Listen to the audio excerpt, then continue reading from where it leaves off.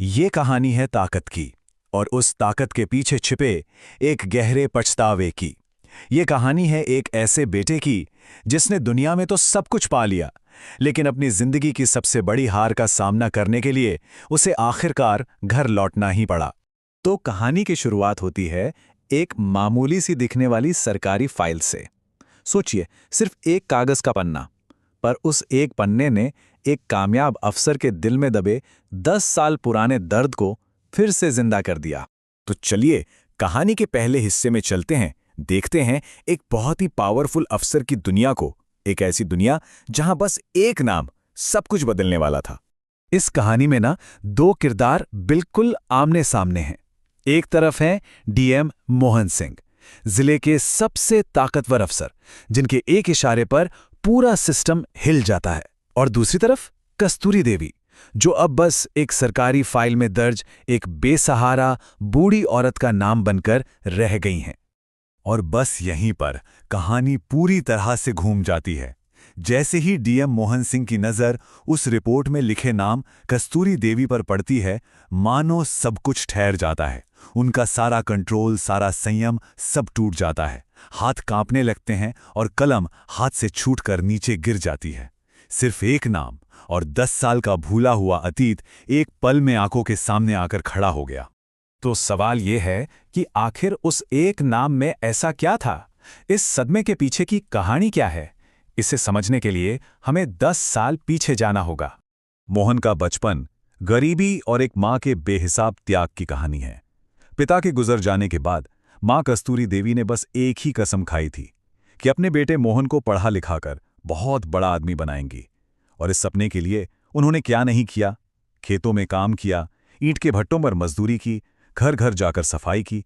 और हां, वो बहुत सख्त थीं, लेकिन उनकी इस सख्ती के पीछे सिर्फ एक डर था कि कहीं उनका बेटा गलत रास्ते पर ना निकल जाए।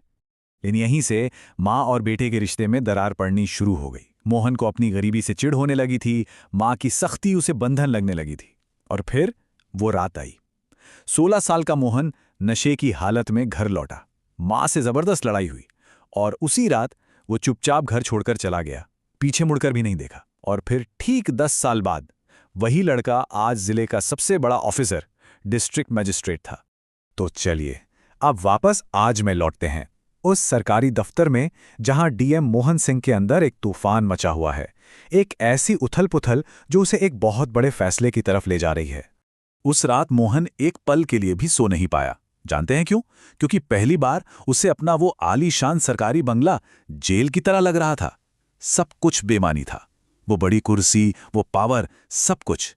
एसी की ठंडी हवा भी उसके माथे के पसीने को नहीं सुखा पा रही थी, क्योंकि उसके दिलो दिमाग में अपनी मां की यादों की आग जल रही थी। और अगली सुबह मोहन एक फैसला लेता है। वो अपनी सरकारी गाड़ी, अपना रुतबा, सब कुछ पीछे छोड़कर, अपनी पहचान छिपाकर अकेले अपने गांव की ओर निकल पड़ता है। पूरा रास्ता उसके मन में बस एक ही सवाल घूमता रहा। 10 साल की इस चुप्पी के बाद एक बेटा अपनी मां से क्या कहेगा? वो उनका सामना कैसे करेगा? और आखिरकार वो अपनी मंजिल पर पहुंच ही जाता है, उसी जगह जहां से 10 साल पहले वो भागा था। सामने वही झोपड़ी थी, लेकिन अब और भी ज्यादा टूटी हुई, और भी ज्यादा जर्जर।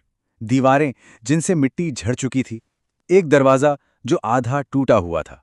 ये सिर्फ एक घर नहीं था, ये उस दर्द और गरीबी की जीती जागती तस्वीर थी जिसे वो पीछे छोड़ आया था। अब कहानी अपने सबसे अहम और सबसे इमोशनल मोड़ पर आ चुकी है। वो पल जब माँ और बेटे का आमना सामना होगा, और इसके बाद जो होगा वो सब कुछ बदल देगा।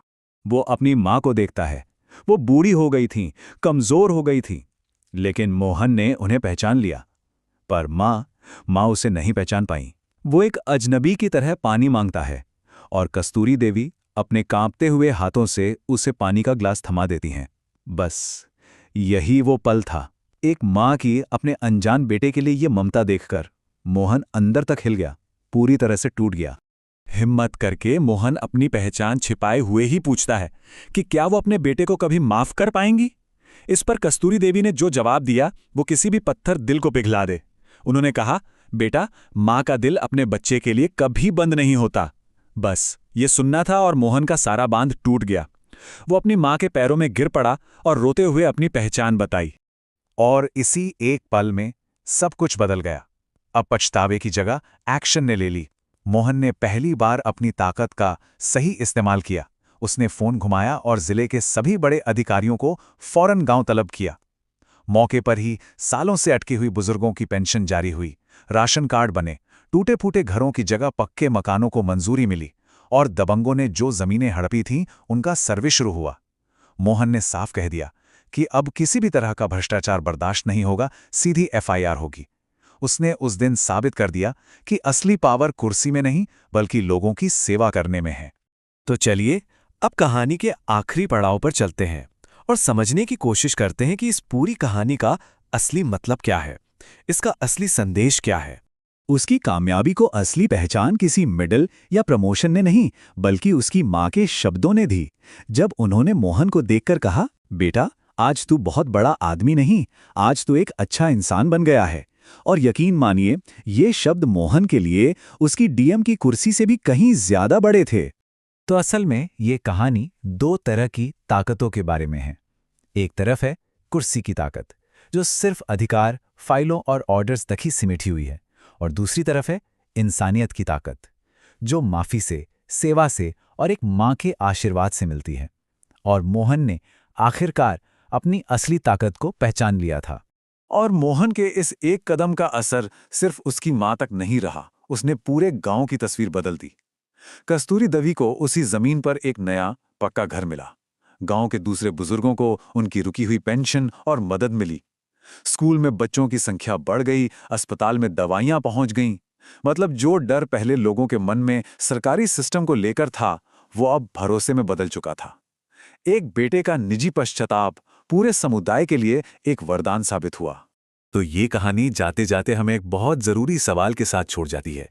वो ये कि आखिर सफलता का, कामयाबी का असली पैमाना क्या है? क्या वो कुर्सी है जिस पर हम बैठते हैं, या वो रिश्ते हैं जिन्हें हम निभाते हैं? सोचने वाली बात है।